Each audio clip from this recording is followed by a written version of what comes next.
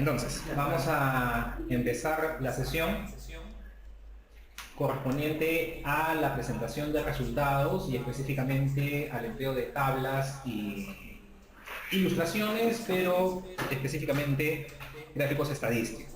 Cuando tenemos un artículo de investigación, y eso ustedes ya lo conocen, la estructura que vamos a seguir es la denominada INRIT, que es la sugerida por el Comité Internacional de Editores de Revistas Médicas, el conocido Grupo de Vancouver, donde tenemos 4 grandes secciones principales: introducción, materia y métodos, resultados y discusión. Claro, tenemos previamente nuestro título, nuestro resumen, finalmente las referencias bibliográficas, pero si hablamos de un cuerpo de artículos, son estas 4 secciones. Y dentro de ellas tenemos los resultados. Los resultados lo que buscan es describir, ¿no?, los hallazgos del estudio, lo que han encontrado los investigadores. Y como recomendación justamente del Comité Internacional de Editores de Revistas Médicas es que aquí no se incluyan comentarios, juicio de valor, opiniones. Será la sección discusión donde justamente se hará la valoración crítica, la comparación, etc. Pero en resultados buscamos ser objetivos en el sentido de presentar lo que encontramos. Por lo tanto, esta presentación de los resultados no debe llevar a confusiones, no debe llevar a conclusiones distintas a las que los hechos recolectados nos han mostrado. Ahora, ¿cómo es que podemos presentar los resultados? Los resultados podemos presentarlos de 3 grandes maneras. La primera, obviamente, es el texto, es la redacción de los hallazgos, que todos vamos a hacer. Y acompañando a esta redacción de los resultados, tenemos que podemos emplear tablas estadísticas y gráficos estadísticos. En este caso no estamos considerando otras imágenes que también pueden ir en resultados, como son imágenes clínicas, microscópicas, etcétera, ¿okay?, que también pueden formar parte de nuestros hallazgos, pero la más de las veces vamos a tener estos 3 grupos: texto y acompañado de tablas o gráficos estadísticos. Siguiente. Entonces, en los resultados vamos a presentar los hallazgos en una secuencia lógica, coherente entre el texto, las tablas y las ilustraciones, ¿no?, yendo de los aspectos más generales hacia los aspectos más específicos y los análisis que van a permitir finalmente llegar a la conclusión si respaldo o no respaldo nuestra hipótesis de investigación. Una sugerencia en la redacción de los resultados es no repetir en el texto lo que se ha contenido, lo que está contenido, lo que se ha plasmado en las tablas y en los gráficos. Vamos a poner el texto de presentar una tabla, de presentar un gráfico, lo más importante, lo más resaltante. Aquí tenemos, por ejemplo, lo que es un texto en un artículo, en una sección resultado, que nos dice: se encontraron diferencias en la proporción de mujeres con ferropenia latente, definida como ferropenia sérica menor de 14 entre las ciudades Lima 35, Cerro de Pasco 0. Y dice tabla y figura 4. Y tenemos ahí justamente el resultado de la ferritina, ¿ok? Está en ambas ciudades, pero lo mismo lo tenemos en el gráfico. Vean que la media en Lima fue 17, Cerro de Pasco 37. Y es lo mismo que está en el gráfico: Lima 17, Cerro de Pasco 37. Entonces, esta es una redundancia. Si ya lo presenté en la tabla, ya no lo pongo en el gráfico, o presento el gráfico y ya no presento la tabla. Entonces, ese es un error, ¿no?, de redundar, y en este caso entre tabla y gráfico. Sigue. Importante especificar los métodos estadísticos empleados en el análisis mostrado. Lo vamos a ver con algunas de las tablas, de los gráficos que vamos a analizar posteriormente. Las revistas, en sus normas de publicación, pues definen el número de tablas y o gráficos que se permiten. Entonces, en CIMEL, en sus normas de publicación, plantea un número, hay que respetarlo. Y algo que deben recordar siempre, no usar términos estadísticos fuera de este empleo, ¿no? Entonces, si es significativo, estamos hablando del término estadístico de significativo, igual con normal, con correlación, etc. Entonces, no emplear en su uso coloquial esos términos que son estadísticos. Ya, entrando a lo que es tablas, acá, bueno, se menciona que la recomendación del Comité Internacional de Editores de Revistas Médicas es el formato de 3 líneas horizontales y 6 líneas verticales. Eso ya no se da actualmente. Ya esta diapositiva tengo que actualizarla. Según las últimas recomendaciones, ya no se especifica este detalle, sino que debe seguirse lo que la revista plantea. Entonces, en ese caso, para CIMEL, tienen que revisar la normativa para ver cómo deben de presentarse las tablas. Pero lo que sí es importante es que debe haber notas al pie en el caso de ser necesario, ¿no? Por ejemplo, para especificar las pruebas de hipótesis y el análisis que se ha empleado. Esta es una tabla de frecuencia simple donde justamente está siguiendo, digamos, la recomendación anterior que daba el grupo de Vancouver de las 3 líneas horizontales y líneas verticales, que tal vez es el formato más empleado. Es una recomendación general en redacción de seguir este formato y ya dependiendo de la revista tal vez hay alguna modificación. Cuando la tabla es grande, es una tabla bastante extensa, está cortada, la línea que se ve como en sub y baja, ¿no? Al medio, es porque la tabla es extensa y está siendo cortada, es para resaltar aquí el uso de los pies de tabla, ¿no? Entonces vamos a señalar, ya sea con símbolos o con letras, lo que es las notas al pie. No emplear, eso sí, números para las notas al pie de tabla. ¿Por qué? Porque los números en superíndice están como reservados su uso para las referencias bibliográficas. Entonces, si yo uso números para las notas al pie, me voy a confundir si es una referencia o es la nota. Entonces, se usa o letras, que algunas revistas son mejor de letras, o los símbolos, pero no números.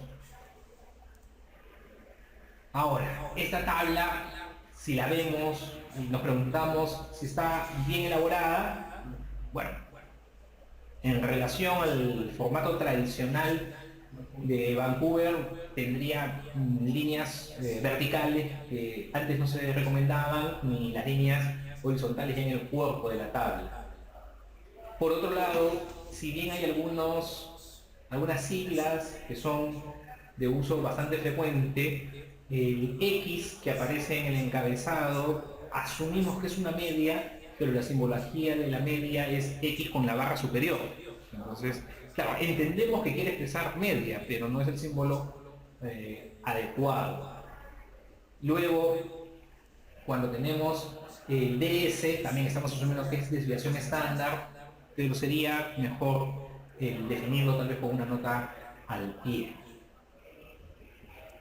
Ahora, esta tabla está bien elaborada. A ver, ¿ustedes qué opinan? No se usaría la tabla si no se podría expresar en el texto, por favor. Exacto. Entonces, tanta tabla para decir que en los pacientes de la categoría 3, el 97% tuvieron crisis migrañosas al inicio del estudio y luego no presentaron, y se acabó. Pero no va a ser toda una tabla para esos datos, ¿no? O sea, formalmente tal vez está bien elaborada, pero es innecesaria. En esta tabla, ¿cuál es el error que se presenta? Aparte de las líneas. Sí, aparte de las líneas, porque ahora digamos que hay cierta libertad, pero aparte de las líneas.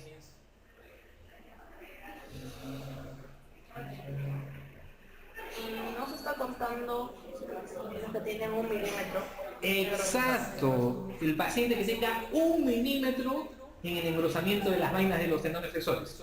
¿Dónde lo clasificamos? Ya, ese es un error bastante frecuente cuando tenemos una variable cuantitativa, o sea, en general. Una variable, en general, debe ser lo suficientemente exhaustiva. Y en la medida de lo posible, si la idea es esa, cuyos valores sean mutuamente excluyentes. A veces vamos a tener valores que no son mutuamente excluyentes, pero digamos, son los conceptos que siempre tenemos presente cuando hablamos de los valores de la variable. Mutuamente excluyentes y lo suficientemente exhaustivas. Suficientemente exhaustivas es que me cubran todo el espectro. Y acá no es exhaustiva porque estoy perdiendo los de 1 milímetro. ¿Ya? Entonces eso hay que tener cuidado. En esta tabla, ¿qué opina? ¿Está bien elaborado?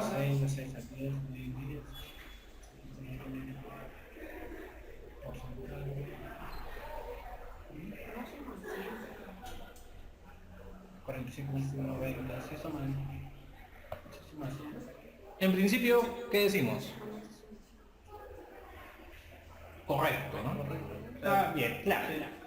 Formalmente podríamos decir que está bien la tabla, pero ya vayamos a los datos que están siendo analizados. Cuando tenemos frecuencias, o sea, con número de participantes, más que frecuencia, el número de participantes que es pequeño, ¿usamos o no usamos porcentajes? No se recomienda. Vean inclusive en femenino. Un niño, una niñita en este caso, representa casi el 17%. O sea que si la distribución de edad hubiera sido 2, 2, 2, tendríamos 33, 33, 33. Y un cambio en una niñita hace que sea 33, 50, 16. O sea, es demasiado. O sea, una persona es demasiado porcentaje. Entonces, deberían de presentarse solamente las cifras absolutas. ¿Ya? Ahora, no es que haya un límite, ustedes me digan, ya, entonces si es a partir de 10 uso, no uso porcentaje, a partir de 20 uso, no uso, a partir de 30 uso, no uso. No hay como un margen establecido, pero es un tema más de criterio, ¿no? O sea, si estoy menos de una decena, alrededor de una decena, obviamente en la vida usar porcentajes. Si tengo muestras que están por encima del 50 personas, no hay ningún problema. Claro, va a haber situaciones intermedias donde ya el comité de la revista tomará la decisión. En ese caso, ¿cómo se compara a nivel de la discusión? Si es que No, es con frecuencias, nada más. O sea, 5 de 11, 1 de 11, y en otro lado 2 de 6. O sea, porque el porcentaje puede llevarme nuevamente. Una persona que hubiera cambiado su clasificación, ya me cambia bastante lo que son las frecuencias relativas, ¿no? Se describe en números absolutos tal cual. Ya, esta tabla la presento siempre en esta charla, porque, ¿qué dicen? ¿Está bien elaborado o no?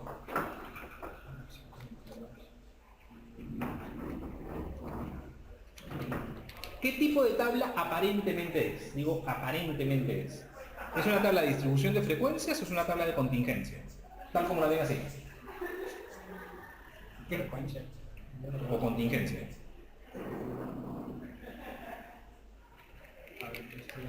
Porque tienen dos criterios.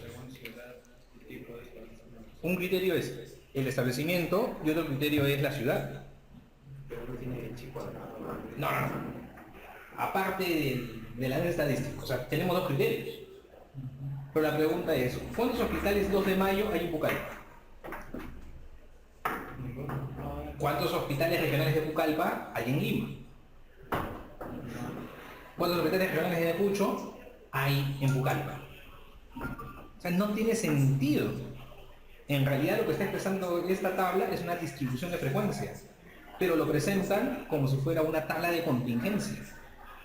Y una recomendación, que eso está en el libro de Day, si no me equivoco, un libro clásico de cómo redactar artículos, es que en una tabla de contingencia, si tengo muchos espacios en blanco, algo está mal.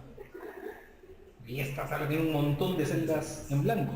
¿Por qué? Porque no es de contingencia, es de frecuencia. Pues ahí hay un problema.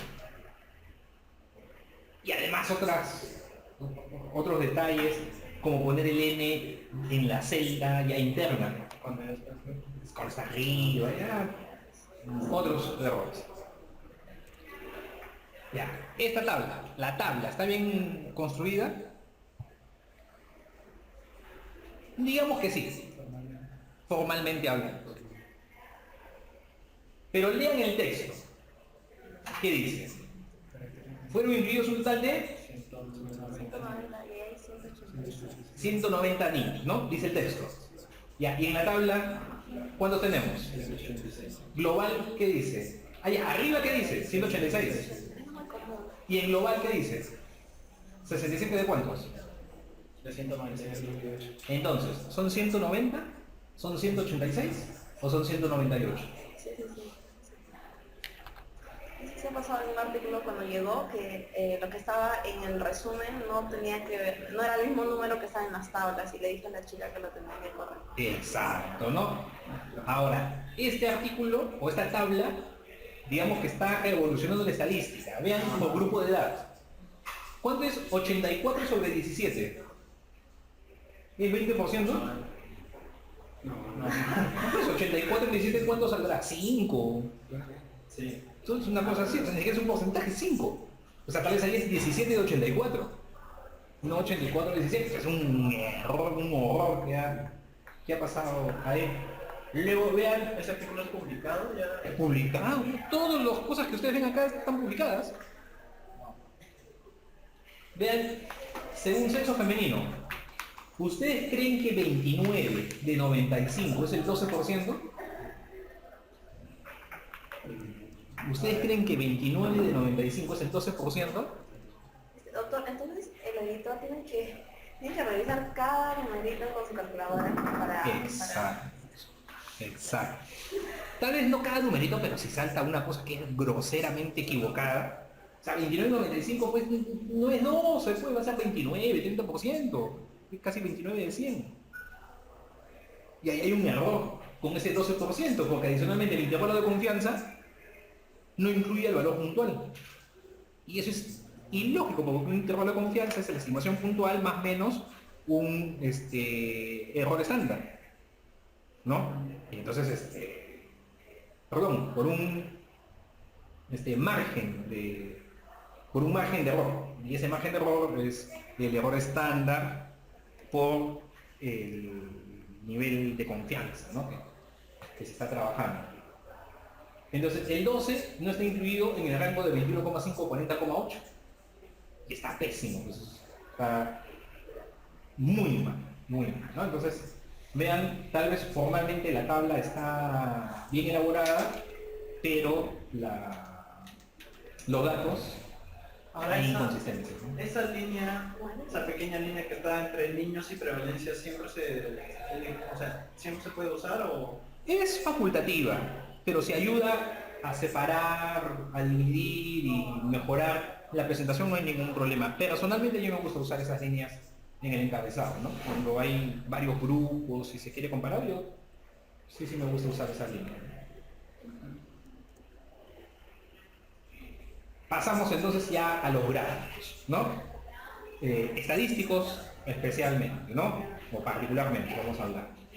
Son la representación mediante una imagen de los resultados de un análisis estadístico. Obviamente deben emplearse según la naturaleza, según el tipo de las variables analizadas.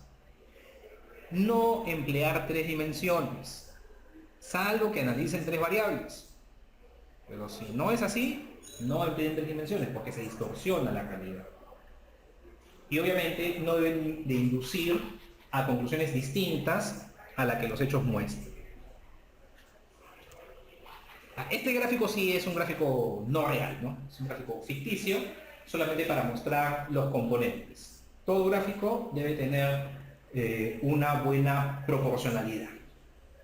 Cuando hablamos de gráficos lineales, gráficos de barras que tienden a ser más anchos que altos, la proporcionalidad pues debe ser más o menos 1 de alto, 2 de ancho, 3 de alto, 5 de ancho.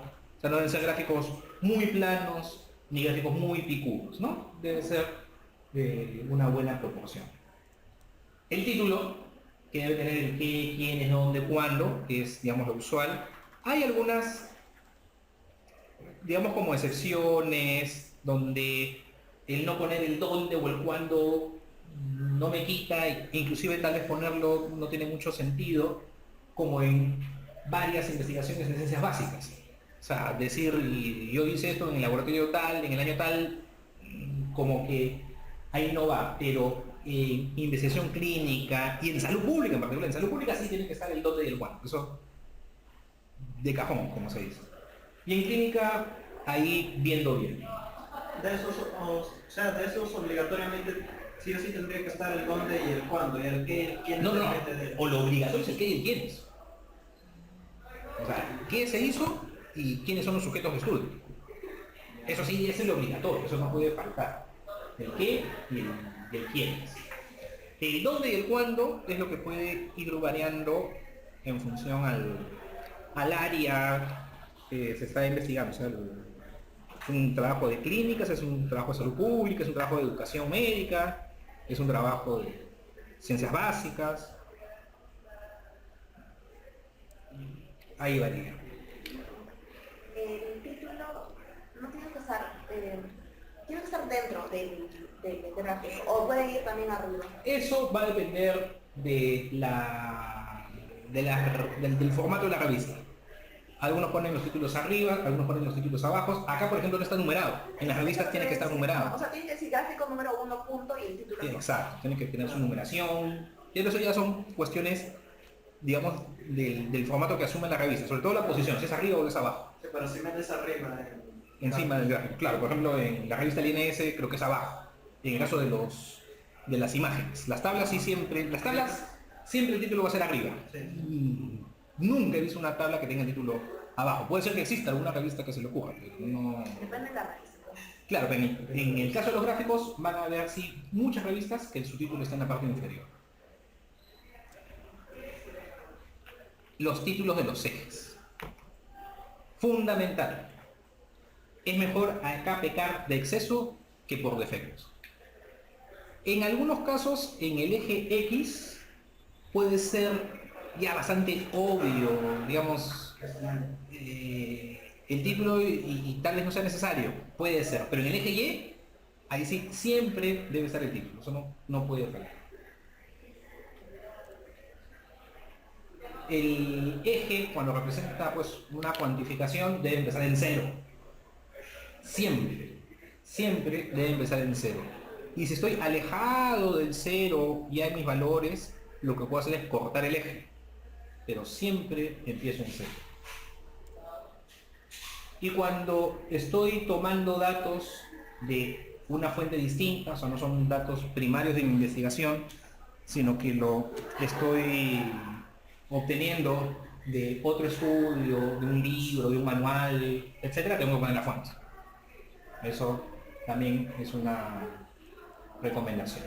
Más que recomendación, es una obligación. Entonces, para empezar ya viendo los diferentes tipos, la variedad que tenemos en gráficos, empezamos con los mapas porque muchas veces no se discuten, presentan, enseñan en los cursos de estadística, y los mapas nos ayudan a representar por, usualmente, división política, algún tipo de indicador poblacional. Usualmente es una tasa, pues una frecuencia, etc. Aquí tenemos la representación de la prevalencia de violencia psicológica, ¿no? En un periodo de tiempo en el país por región, donde se usa una leyenda y la intensidad del color o el color propiamente dicho nos señala el valor del indicador. Entonces, de una forma muy rápida, los mapas, más que una precisión fina, lo que nos dan es de una manera muy rápida de un vistazo dónde está concentrado el problema. Y son bastante empleados, entonces digamos hay que tener los cuidados. Algunos detalles con los mapas. Ya, si nosotros queremos ser, como se dice, más papistas que el Papa, ¿ya? Si queremos ser así, como se está señalando en esta imagen, está la escala y está el señalamiento del norte, ¿no? De los puntos cardinales. Ya, no siempre lo vamos a tener. Entonces, yo no lo vería como un error grave si es que no lo pongo. Pero si lo pongo, mejor, ¿no? Pero a veces eso puede recargar el mapa, qué sé yo, entonces ya es un tema de evaluar. Pero, nuevamente, si nos ponemos exigentes, tiene que estar la escala y el no, los puntos cardinales. Aquí, por ejemplo, un uso de los mapas que van a encontrar con relativa frecuencia es para ver esas tendencias en el tiempo. Y es muy bonito, ¿no? Porque se va apreciando cómo se va expandiendo la enfermedad. En este caso, la prevalencia del VIH entre el 98 y el 2003, bueno, ya tiene ciertos añitos, pero se ve como al final de los 80 el mapa de Latinoamérica no está tan intensamente coloreado, con un foco nomás hacia el norte, y hacia el final del periodo de un estudio ya todo va mirado a una tonalidad más intensa. Luego tenemos los gráficos de barra. Los gráficos de barra, en principio, como teoría, nos sirven para representar variables cualitativas, ya sea una o dos. Si es una variable, son gráficos de barras simples, dos variables agrupadas. También le llaman barras dobles, pero a veces son más de dos categorías, entonces yo prefiero usar el término barras agrupadas, ¿no? Presentan frecuencias, también puede presentar tasas y también puede presentar variables cuantitativas. Cuando presentan variables cuantitativas, lo más usual, lo más frecuente es que representan una medida de resumen, que es la media. Como vimos en el gráfico que era redundante con la tabla, ¿se acuerdan que era el promedio de ferritina? Y entonces estaban dos ciudades y cuál es el promedio en cada una, y ahí está la media. Puede emplearse, puede emplearse.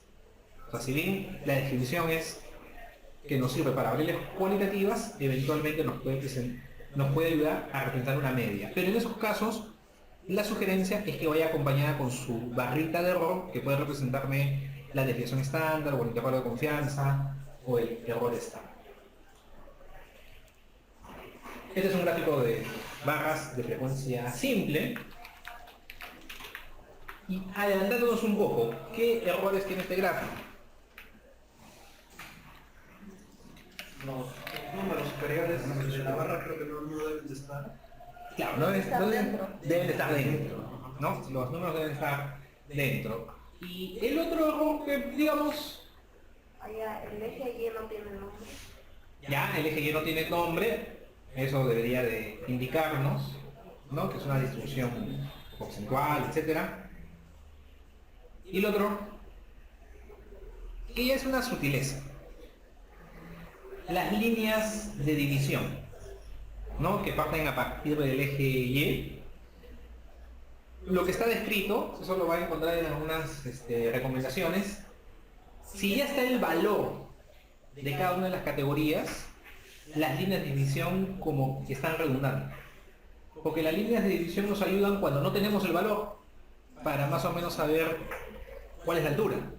Pero si ya tenemos el valor de la altura, no ponemos la línea, porque como que hay un principio general que mientras más simple sea el gráfico, mientras menos recargado sea, mejor, ¿no? Entonces... Doctor, pregunta, ¿acá no sería mejor otro tipo de gráfico? Porque como usted dice, redunda.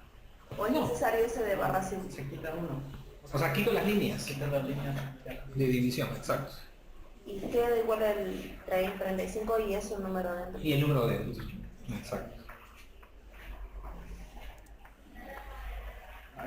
Este es un gráfico de barra simple, ¿no? Donde está presentando ya la tasa. En este caso también es una proporción. Aquí, que, digamos, no errores, pero tal vez un uso no muy adecuado que se está haciendo. ¿Cuál sería? ¿El color? El color, exacto. Cuando uno usa colores es porque estoy cruzando con una segunda variable y estoy viendo las categorías de esa otra variable, cómo se distribuyen en función de la primera. Entonces acá no tiene sentido usar colores, ¿no? Todas son ciudades, ¿no? Lo de la línea con el promedio, digamos que es facultativo. Hay algunos gráficos que lo presentan y ayudan más bien para poder orientar, ¿no? Y el porcentaje debería estar dentro de las barritas. El gráfico de barras puede ser tanto vertical como también horizontal, como en este caso. No hay ningún problema. Pero el valor nuevamente debería estar dentro. Estas son las barras agrupadas. Ya tenemos dos variables. Bueno, en realidad acá hay inclusive tres variables, pero se está presentando en una sola eje lo que es el sexo y edad, ¿no? Que me está formando cuatro grupos, y para esos cuatro grupos formados por sexo y edad, ¿cuál es el grado de instrucción? Entonces tengo una leyenda para que me explique las alturas mejor, qué representa cada color de las barritas. ¿Cuál es el problema aquí? Que las barras están pegadas. Por defecto los programas estadísticos dan así la imagen. Pero si nuevamente queremos ser más papistas que el Papa, esas barritas deben estar levemente separadas. Porque no son histogramas. El gráfico donde las barritas están una a continuación de la otra es el histograma, porque justamente me da la idea de continuidad de la variable cuantitativa continua. Entonces, debiera ahí haber una leve separación. En este caso hay 3 variables. Claro, hay 3 variables, pero 2 de ellas me están formando 4 grupos. Entonces, lo que estoy representando es esos 4 grupos, si se parecen o no se parecen en lo que es el nivel de instrucción. Podemos tener barras agrupadas, pero horizontales.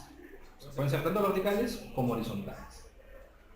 Bueno, nuevamente la cifra tal vez debiera estar al interior y una separación entre las barras.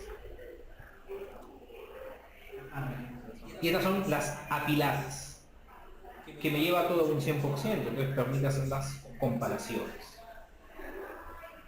Y podemos tener la barra apilada vertical como horizontal. O sea, les estoy diciendo así diversidad para que vean que puede ser en un sentido o en otro, agrupado o apilado. Y este es el uso de la barra para una variable cuantitativa, cuando la altura de la barra me está señalando una medida de resumen de tendencia central para esta variable, que es el promedio, y tenemos la representación también de la variabilidad. ¿Cuál es el problema en este gráfico? Que no nos están diciendo esa barrita qué es lo que está representando. Es la desviación estándar, es el error estándar, es el intervalo de confianza, es el mínimo y el máximo. ¿Qué nos está representando esa barrita? No nos dice, entonces tiene que estar señalada. Y la barrita tiene que estar tanto por encima como por debajo. Porque si bien... No es cajas, esto no es caja, porque la caja es para la mediana. Acá lo que está representando es la media. Si bien en teoría debe ser simétrico lo que está por encima y lo que está por debajo, si eventualmente, no es lo usual, pero si me está representando esta barrita, la media, y cuál es el valor mínimo y el valor máximo, eso no necesariamente es simétrico, ¿no? Y eventualmente pudiera ser, o sea, ahorita no lo veo, pero los intervalos de confianza para variables cuantitativas deben ser simétricos, pero por ahí aplicando una fórmula, qué sé yo, un tipo de distribución, mi intervalo es asimétrico, pues tengo por eso tener la barra tanto inferior como superior. El circular, o sectores, pie, torta, etcétera, no representa la distribución de una variable cualitativa, o en general una variable categorizada. Eventualmente podemos tener una cuantitativa que la categorizo y bueno, podríamos usar el circular, pero como concepto general es una variable cualitativa que ha sido categorizada. Las respuestas tienen que ser mutuamente excluyentes. La sugerencia, no tener más de 5 categorías, si no confunde. ¿Y puede hacerse un análisis bivariado? Sí, pero es un poquito complicado porque tenemos que presentar 2 gráficos, ¿no? Entonces, si son 3 grupos, serían 3 gráficos, entonces lo van a encontrar, pero no es tan usual. Aquí tenemos un gráfico circular donde presentamos algunos problemitas. Una recomendación que se da es no separar las tajadas. Pero acá la separación es leve. Entonces el problema no está muy marcado. Pero cuando la separación es mayor, y vamos a ver algunos gráficos después, ya se complica. Luego, igual que el gráfico de barras, que eso no lo mencionamos, si mi variable es medida en escala nominal, la sugerencia es que el orden de las categorías sea en orden de frecuencia. Si en mi gráfico de barra voy del más frecuente al menos frecuente. Lo mismo en el de sectores, voy de la categoría más frecuente a la menos frecuente. A veces puedo ir en el orden inverso. de los menos frecuentes a los más frecuentes, también puede ser. Pero si es nominal, debe estar en orden de frecuencia, y acá no está en orden de frecuencia. O sea, está colegio, centro de salud, amigos, y no está en orden de frecuencia. Donde está con orden alfabético. No debería ser orden alfabético. Sí, acá podría ser un orden alfabético inverso, ¿no? Amigos, centro de salud, colegio, pero no, es orden de frecuencia. Ahora, si la variable está en una escala ordinal, ahí sí debe respetárselo, ¿no? Leve, moderado, severo.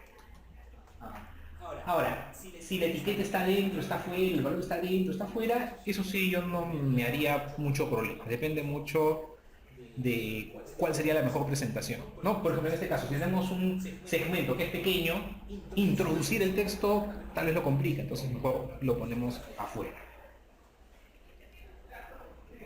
Acá es cuando se compara grupos, ¿no? Se está comparando los grupos de edad. Los niños de 2 años, los niños de 5 años. Entonces puedo tener dos sectores. Está en 3D también, ¿no? Claro, acá está en 3D que no se recomienda, ¿no? Y tenemos acá una variable que es cuantitativa en realidad, discreta, porque menos de 1 es 0, es ninguna, ¿no?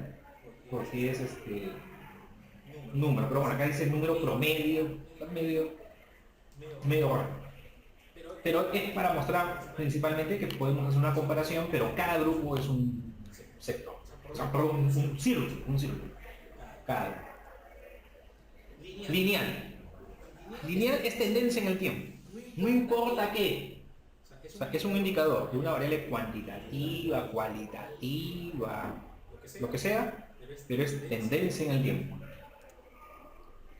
Y entonces tenemos que tener en nuestro eje X las unidades del tiempo, acá están los meses, y en el eje Y, pues, qué es lo que estamos representando, ¿no? En este caso es una tasa. Entonces, en la línea roja está la evolución. Claro, ya por un tema de forma, no se recomienda en el eje X, en el eje Y en general, poner textos inclinados. Y hay formas de ponerlo, digamos, el texto en horizontal y que no haya problema, ¿no? Luego tenemos el gráfico de dispersión, ustedes conocen, es evaluar o representar la relación de dos variables cuantitativas, donde no usual es la recomendación, o sea, debe ser así. En el eje Y, ubicar la variable dependiente, y en el eje X la variable independiente.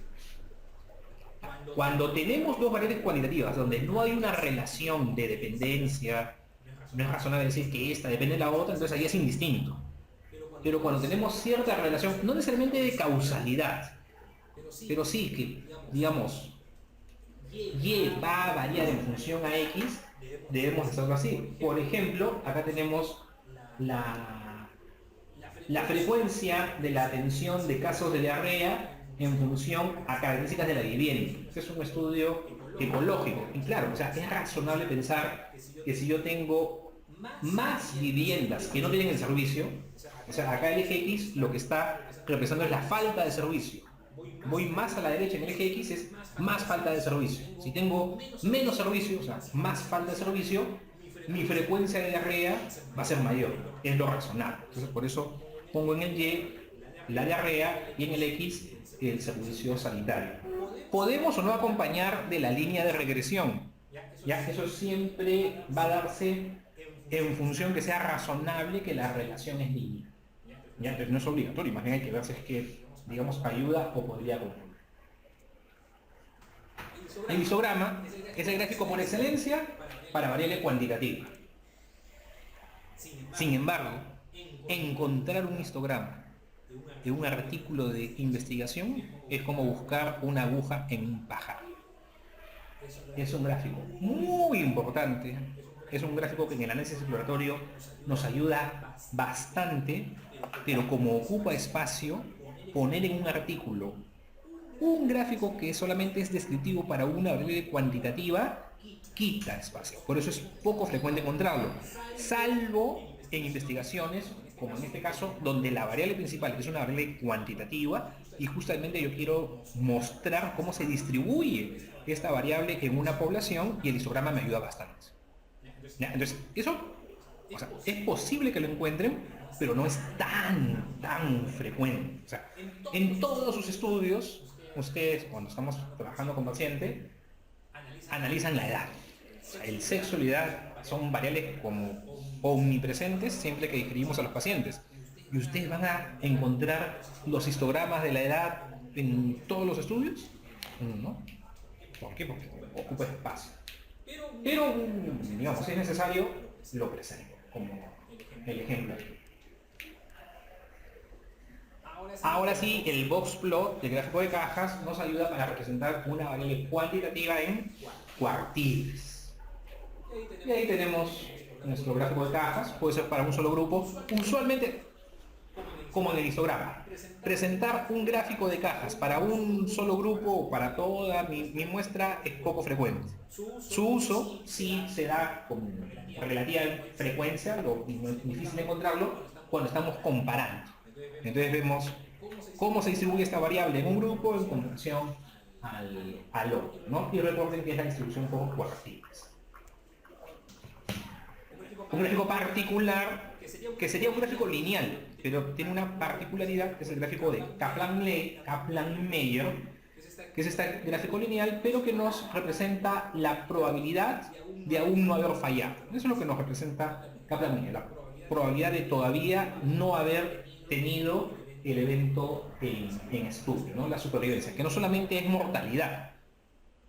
Se llama gráfico de supervivencia, análisis de supervivencia, donde se representa el gráfico de Kaplan-Meier, porque originalmente se empleaba justamente para este indicador en pacientes oncológicos en particular. Luego se ha extendido para cualquier evento de interés. Y acá tenemos el gráfico Kaplan-Meier. Entonces vean, es un gráfico lineal en el sentido que vemos la evolución de la probabilidad de no haber fallado en el tiempo. El eje X es tiempo, pero no es un tiempo de calendario, sino que llevamos a todos los participantes a un tiempo cero, que es del inicio del seguimiento, y luego en el tiempo que van siendo observados, cómo van fallando.